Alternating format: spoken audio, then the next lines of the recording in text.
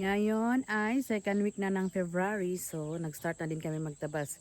Kasi by March ay magtatanim na kami ng luya. Ito na yung sinimulan ni Wilhelm na tinabas. Nagsimula na si Wilhelm magtabas. Yan. Bali ano pa lang to, isang araw pa lang.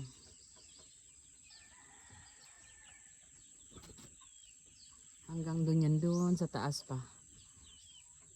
So mas maganda ito kasi nga nababantayan talaga namin dahil nga malapit lang dito sa bahay. Tsaka maganda din na dito lang kasi nga para malinis naman yung gilid ng aming kulungan. Ayan yung kulungan namin. Tapos ito lang yung aming tabasan. Nasa gitna ng nyugan.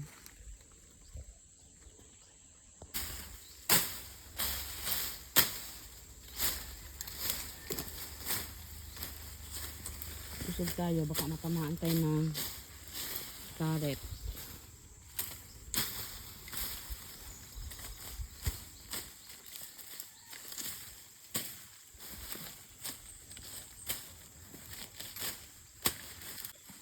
Nola, tsaka si Ong-Ong. Yun. Yan si Nola. Lapit ng mga anak. Nandito ako sa taas. Naghatid ako ng tubig kay Wilhelm. Naghingi siya kanina. So ito na yung tinabas niya. Ngayong araw. Ngayong umaga lang pala. Ayan. Pakita ko sa inyo. Yun lang yung may green. And then dito. Yan yung puno ng kamyas. Tapos yung sa likod, yung maliit na puno ay langka. Tapos ito naman, lansones.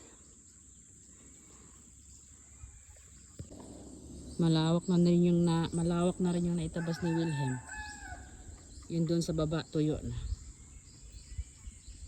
Ayan.